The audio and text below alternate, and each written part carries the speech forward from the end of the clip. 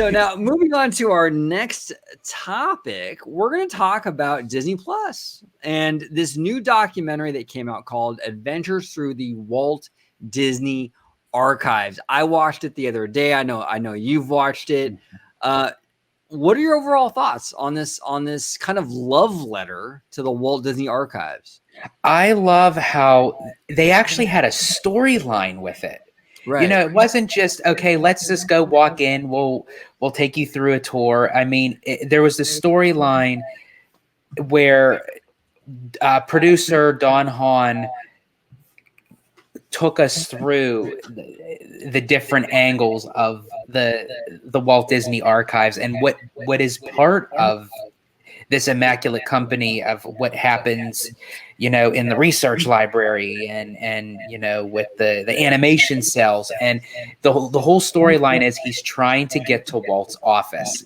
And no matter how hard he tries, he just gets segued into go to this department, go over to ink and paint, go over here. And he's still very excited about it because he learns different stuff and new stuff along the way. But it's like, no matter what he does or how he tries, he's just trying to get to Walt's office, and then he ends up winding up at Disneyland eating a corn dog. So. Yeah, no, it was a great documentary. And have you been to the Walt Disney Studios in Burbank yet, George, or not? Yes, not yet? Yes, I have. I mean, you can kind of, I think, attest to this. I mean, it really is kind of like this magical experience for any Disney fan. Yes. I mean, look, I've been like it's an experience to go to the parks. It's awesome every time. But when you step foot on that lot and you're going down Dopey Drive or Mickey Avenue, you see the buildings, you see the Sherman Brothers studio, you see ink and paint, you see the research library. It's surreal to know. And the water tower, of course. I mean, it's like Legends Plaza, because I actually got to have lunch at Legends Plaza. Nice. And it's like just going around and visiting everything that's a core memory of Walt Disney history. So the first time I went to the studio, I was fortunate enough to do so as for a screening, a movie screening, right? And oh man, I'm telling you, like walking through that lot for the first time, it was really surreal. It was like kind of almost like visiting Disneyland for the first time. Because look, we've been to the Disney parks, both of us, a ton of times. Yes. I haven't felt that kind of magic in a long time because, you know, you sort of get immune, unfortunately, going so much to the parks. When I went to the studio lot for that first time, like I think it was in 2014, actually, I was overcome by it. And then I went a few times after that for like the official tours and I met Becky Klein, the gal, the lovely lady who actually is a huge part of the Adventures Through the Walt Disney Archives special. I met her. She's a fantastic woman, really sweet, but it was so surreal, you know, and you really do feel, and I know it sounds really corny, but just like Disneyland, you feel that presence of Walt, right? Yes. You feel it at the studio, even on a more intimate level, because I think Walt was much more Disneyland was like the dream, but I think the studio was like his home almost. Like that's where he spent all his time, you know? Yeah. So it was, you really do feel it. It's palpable. It's palpable. Yeah. And to think when you walk through that studio, to say all the funds that got put into that studio was based off of the success of Snow White and the Seven Dwarfs. I mean, that is just, it's astounding. It's absolutely astounding. And in this special, this is the thing I love, and I've loved Disney documentaries since like the Michael Eisner era. And this sort of plays to that, showing us behind the scenes, showing us the archives, giving us knowledge on all this great stuff behind the scenes. I really did enjoy it. It reminded me a lot of like the Imagineering story they gave us like 2 years ago, stuff like that.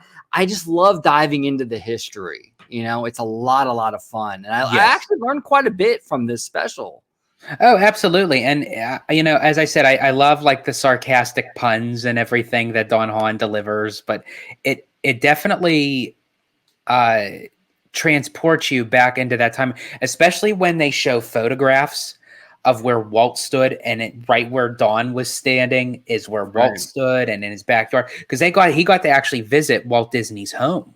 They actually took us into his house that he lived with his family, and I thought that was, because a lot of times you don't really even pay attention to say, it's a company, it's a business, it's a brand, but it's also a man, a man with a dream.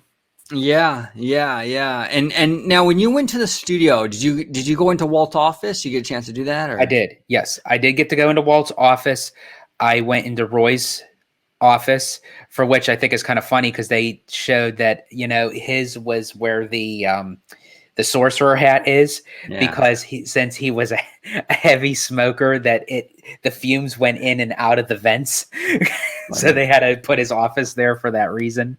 But I thought that was a kind of like a funny tidbit. I got to see the animation research library, the ink and paint department, the sound booths, the screening rooms. I mean, as I mentioned, we had lunch at Legends Plaza. It was just, we were there practically the whole day, but I mean, I could have been there for multiple days and still find something different and new that I didn't experience the day before. No, totally, totally. And I joked about it when I first went to that. When I first went to the studio in 2014, I even joked about it, like with my friends and family. Like if they offered like an annual pass or a season pass to the studio where I can just walk in and kind of mosey around whenever I want, I would totally buy into that. Because I just think it was such an incredible experience. I absolutely loved it. And I felt that same connection that I felt like at the parks, but it was Mhm. new. It was new to me. It was fresh. So I loved it. And that's what I felt, those feelings came back with this special. It came Yes. back, and it was phenomenal. Now I love Don Hahn as the host. You mentioned that. I mean, Yes. look, this guy was an integral part on the Disney Renaissance, which was arguably one of Disney's best eras ever. Beauty and the Beast. I mean, one of Disney's best animated films. I'm sorry, best Disney animated film, possibly even the best animated feature of all time. I mean, if you really think of it, prior to them adding extra, categories to the Oscars, Beauty and the Beast was the only one to be nominated for Best Picture, along with high-end live-action contender films of that year. Yes. And here's the thing. I'm going to go on a little bit of a rant, but here's the thing with that. I was so mad when Beauty and the Beast lost to Silence of the Lambs. Silence of the Lambs. I was so mad. And then soon thereafter, the Academy created the Best Animated Picture category. And that made me kind of mad. And it makes me mad because animation isn't just for kids. Yes. I feel like when they created the Best Animated Feature category, it was sort of like, you know what? Animation's getting a little too big for its britches. You better give them the kiddie table to kind of so we can funnel all of that into the kiddie table, right? And that made me mad. I think that animation has every right to be in with the big dogs, and I felt like the Best Animated category was sort of like a way to sort of separate it as like the kiddie category. I didn't like that at all. I think that the Academy felt a little bit like, oh wow, they're getting a little too close here. Best Animated Picture. I mean, Best Picture, Beauty and the Beast. I don't know about that. So they had to create the animated category, which really made me mad because a good movie is a good movie. It doesn't matter if it's hand drawn, claymation, live action, any of that. But it should have won. It absolutely should have won. Hands down, Beauty and the Beast should have won. It should have won. But overall, if you guys haven't watched The Adventures of the Walt Disney Archives, definitely check it out. It's a love letter, not just to the archives, but to Dave Smith. Right? Yes. And we lost Dave, I believe, a couple years ago, right? If I'm not mistaken. I believe so. Yeah, it was 1 or 2 years ago. And I mean, if it wasn't for him, the archives wouldn't have even existed. So I mean, he was the one that literally started that from scratch. Yeah, and he is such a Disney legend, and I love the fact that they pay homage to him throughout this whole thing, this whole special, which I think was fantastic. Um, what he did, the work he did was absolutely phenomenal. Then they get into like this great stuff with like kind of restoring Walt's office. Mm-hmm. And Bob Iger Yeah. comes out and talks about how, it was kind of special because it is sort of, it makes Walt Disney feel more real, so to Yes. speak. He's been gone for a long time, unfortunately, and restoring his office was kind of a step in a direction of like, not bringing him back, but sort of like Rejuvenating his presence, his keeping him alive without him actually not physically being here. right, exactly. And I thought that was fantastic. I love Bob Iger in this special too, by the way. I Yeah. thought like Bob Iger's you can tell. And I know a lot of people might give me crap for this, but Bob Iger loves Disney. He absolutely loves it. He Mm-hmm. loves the Oh, history. yeah. He loves the legacy. You can tell when he talks about it, it. And I really loved what he contributed to this and how he talked about Walt's office and everything. And like I've been to Walt's office as well. When you're in that office, oh man, you can just feel like Oh yeah, it's like whether it's you're like in surreal. Walt's office, you're in Walt's apartment at Disneyland, it's like you just get this, I don't know, it's like this presence in a very good way, Mhm. like it's just like everything just like hits you all at once, and it's like you look around and it's like you almost get emotional with it because it's like it's he sat there, he had his breakfast there, he looked out the window, he worked at this desk, and it's just Oh, yeah. like it's the closest that you could ever get to Walt Disney at this point, for everyone who follows his work and follows, his dream, and just going back through the history of even before he created the parks, before he created his animation studio and what have you, just take him back to the young boy in Kansas City and Marceline, Missouri. It's like,